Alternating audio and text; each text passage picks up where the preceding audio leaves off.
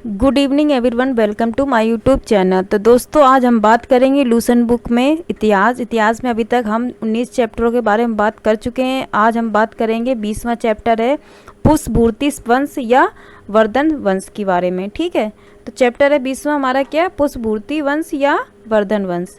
तो इसके बारे में बात करने से पहले दोस्तों हमारे चैनल को सब्सक्राइब कीजिए, लाइक कीजिए। चलिए दोस्तों शुरू करते हैं। 20वां चैप्टर है हमारा पुष्पभूति वंश या वर्धन वंश के बारे में। पहला पॉइंट है, हम बात करते हैं गुप्त वंश के पतन के बाद जिन नए राजवंशों का उद्भव हुआ था। गुप्त वंश के पतन के बाद जिन नए राजवंशों का उद्भव हुआ था, तो उनमें कौन थे?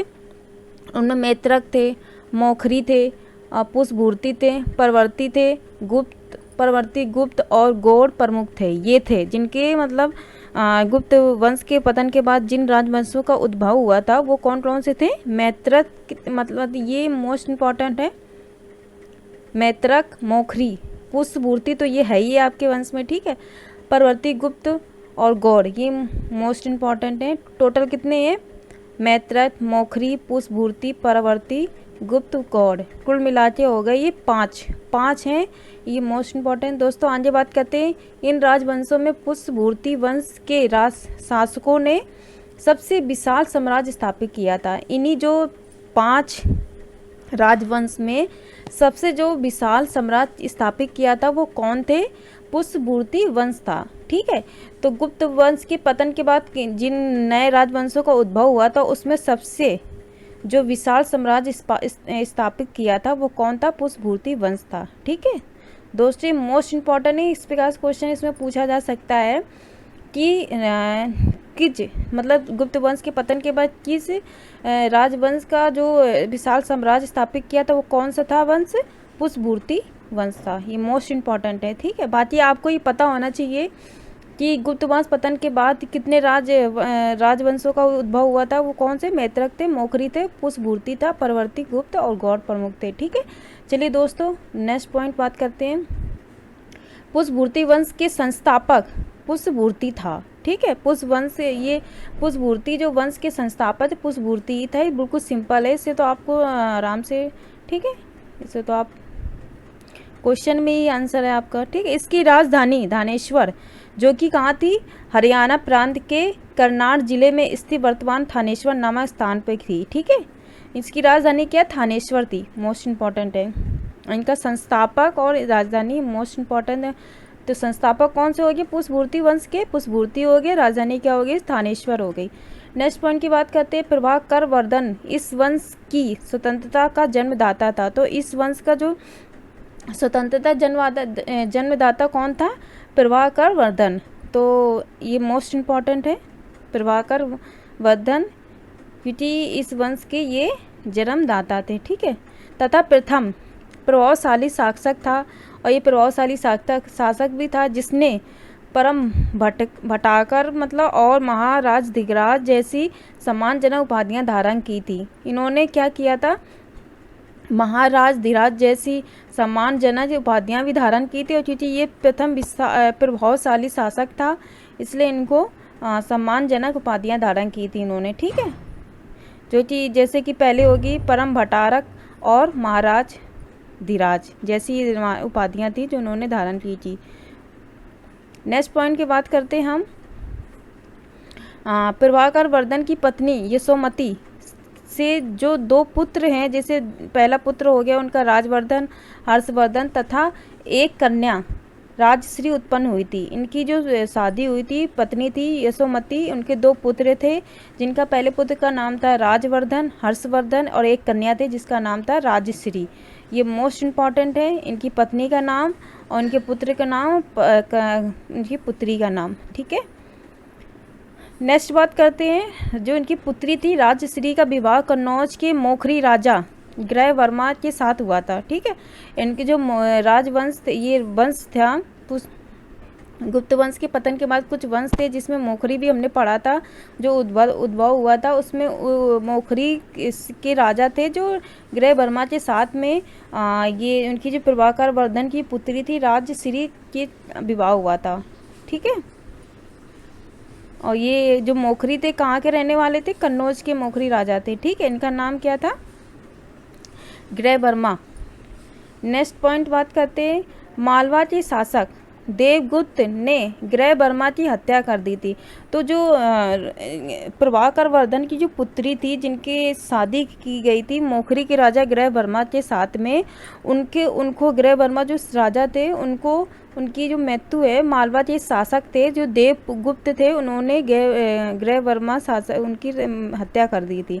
तो राजश्री जो मतलब प्रभाकर वर्धन की पुत्री तो बंदी बनाकर कारागार में डाल दिया था। मतलब उनके पति की मृत्यु करके और उनको कारागार में बंदी बना के डाल दिया गया था। ठीक है। अब इसके बाद इनके भाई को पता चलता है, राजवर्धन, क्योंकि राजश्री के दो भाई थे, एक राजवर्धन था और एक हर्षवर्धन था। तो जब उनको पता चलता है कि उनकी बहन के पति की हत्या करके और उनकी बहन को कारागार में डाल दिया, तो राजवर्धन ने देवगुप्त को मार डाला। जो देवगुप्त थे, जिन्होंने राजश्री की पति की हत्या की थी, उनको उनके राजवर्धन ने देवगुप्त को मार डाला था। ठीक है।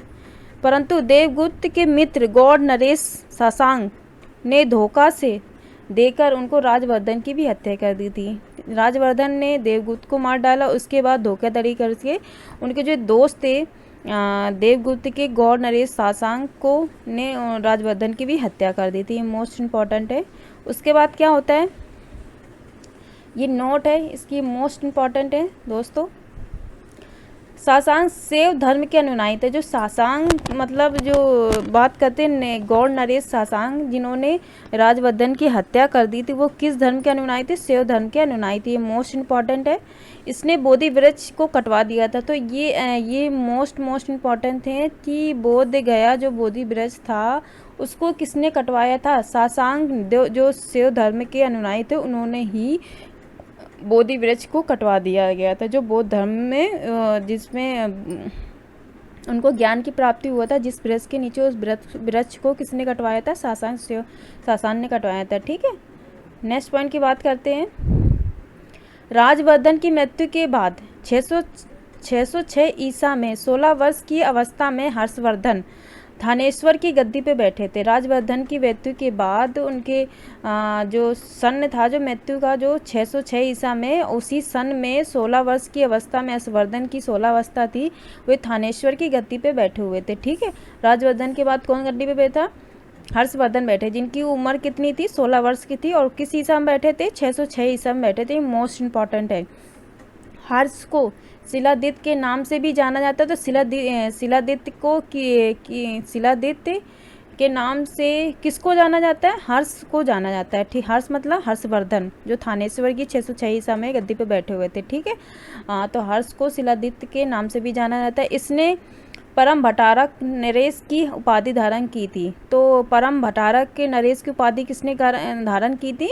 ये हर्षवर्धन ने की थी। मोस्ट इम्पॉर्टेंट है। ठीक है। नेक्स्ट पॉइंट की बात करते हैं। हर्ष ने शशांक को पराजित करके कन्नौज पे अधिकार कर लिया था। तो हर्ष ने शशांक को पराजित करके कन्नौज पे अधिकार कर लिया, उसे अपनी राजधानी बना ली। तो क्या क्या हर्ष ने अपनी राजधानी किससे बनाई थी? कन्नौज को। कन्नौज पे अधिकार करके उसे अपनी राजधानी बना ली थी। मोस्ट इम्पॉर्टेंट है। शशांक का जो मतलब उसको शशांक को पराजित किसने किया था? शशांक को किसने पराजित किया था? वो हर्ष थे। ठीक है। हर्ष और पुलकेशिन द्वितीय के बीच नर्मदा नदी के तट पे युद्ध हुआ था। तो नर्मदा नदी के तट पे किन दो शासकों का बीच युद्ध हुआ था? वो पहले थे हर्ष थे, पुलकेशिन द्वितीय के बीच में नर्मदा नदी के तट पे युद्ध हुआ था। ठीक है। जिसमें किसमें पराजय किसकी हुई थी? हर्ष की पराजय हुई थी। तो नर्मदा नदी के तट पे जो युद्ध हुआ था हर्ष और पुलकेशिन द्वितीय के बीच में, जिसमें हर्ष की पराजय हुई थी। मोस्ट इम्पॉर्टेंट है दोस्तों, ये दो शासकों के बीच में जो युद्ध हुआ था। नेक्स्ट पॉइंट की बात करते हैं। चीनी यात्री हुइसेंग हर्षवर्धन के शासनकाल में भारत आया था। तो चीनी यात्री हुइसेंग किसके शासनकाल में भारत आया था? वो हर्षवर्धन के शासनकाल में भारत आए। मोस्ट इम्पॉर्टेंट है ये क्वेश्चन। नेक्स्ट पॉइंट की बात करते हैं। हुइसेंग को यात्रियों में राजकुमार, नीति का पंडित एवं वर्तमान शक मुनि कहा जाता है। वे नालंदा विश्वविद्यालय में पढ़ने एवं बौद्ध ग्रंथ संग्रह करने के उद्देश्य में भारत आए थे। वो किस लिए आए थे? मोस्ट इम्पॉर्टेंट जो हुइसेंग थे, वो यात्री आए थे जो अपने भारत में किस मकसद से आए थे, नालंदा विश्वविद्यालय में पढ़ने, और उनके जो बौद्ध ग्रंथ के संग्रह को इकट्ठा करके उनको अपने साथ लेके के आए थे, जिनको क्या बोला जाता था, नीति का पंडित भी बोला जाता था, वर्तमान शाक्य मुनि भी कहा जाता था। इस पे ये मोस्ट इंपॉर्टेंट है नोट। नेक्स्ट पॉइंट बात करते हैं हम।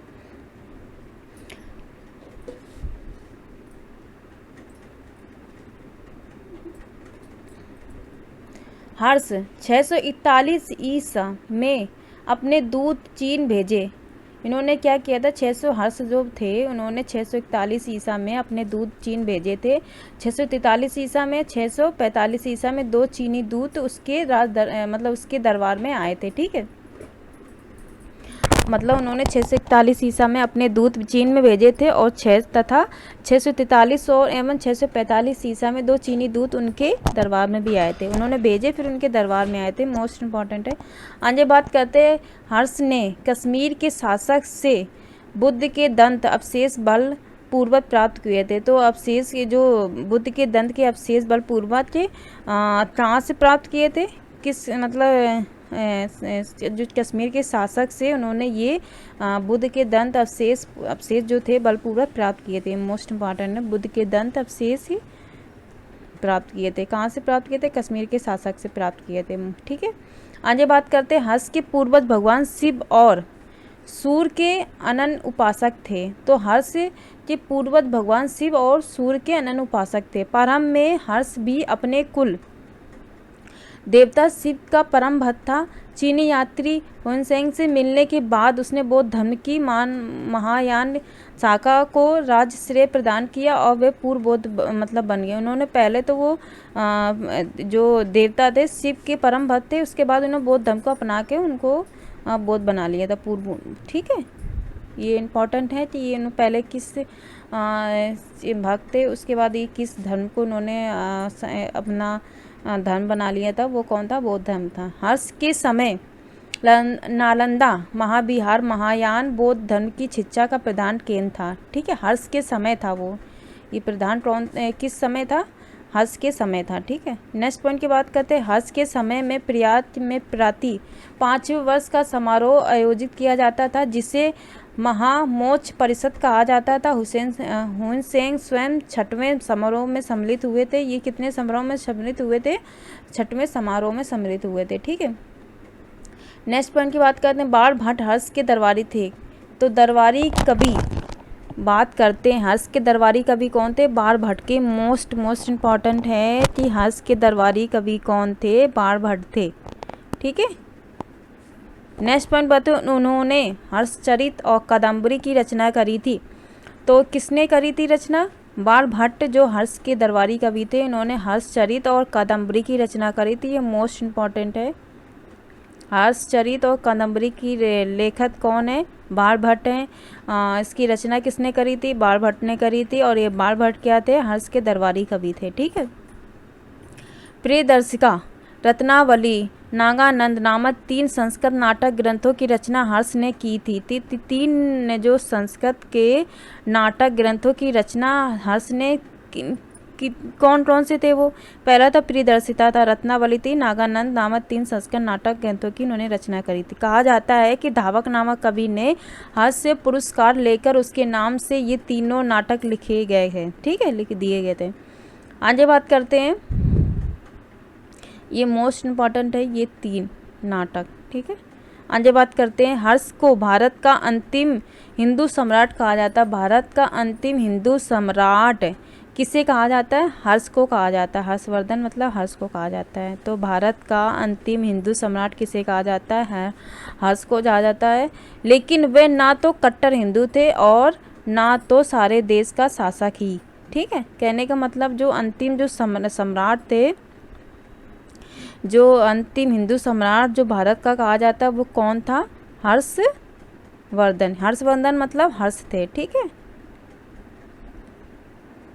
मोस्ट इम्पॉर्टेंट है दोस्तों। आगे बात करते हैं। हर्ष के अधीनस्थ शासक जो महाराज महासमांत कहे जाते हैं, वो कौन, हर्ष को अधीनस्थ शासक महाराज महासमांत कहे जाते हैं। ठीक है, हर्ष के मंत्रिपरिषद में जो हर्ष के जो मंत्रिपरिषद के मंत्री को सचिव अमात्य कहा जाता था। ठीक है, ये नॉर्मली आपको इतना पता होना चाहिए। आगे बात करते हैं, प्रशासन की सुविधा के लिए हर्ष का साम्राज्य कई प्रांतों में विभाजित था।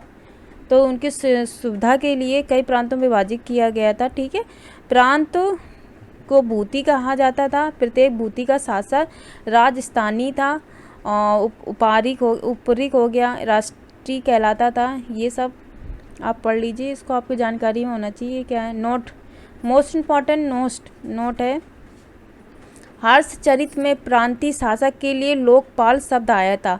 तो लोकपाल शब्द कब आया था? हर्षचरित में प्रांतीय शासक के लिए लोकपाल शब्द आया था। ये मोस्ट इम्पॉर्टेंट लोकपाल शब्द है।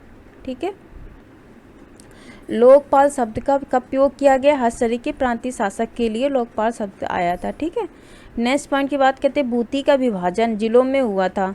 तो भूति का विभाजन जिलों में हुआ था। जिले की संज्ञा थी विषय, जिसका प्रधान विस्पति होता था। विषय के अंतर्गत कई पाठक ध्वनि तहसील होते थे। ठीक है, ग्राम शासन की सबसे छोटी इकाई थी।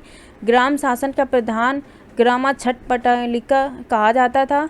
ठीक है, आगे बात करते हैं, इसको आप पढ़ लीजिए कि दिमाग में होना चाहिए ये। बात करते हैं आगे, पुलिस कर्मियों को चाट या भाट कहा जाता था। दंड पारसी तथा दंडिक पुलिस विभाग के अधिकारी होते थे।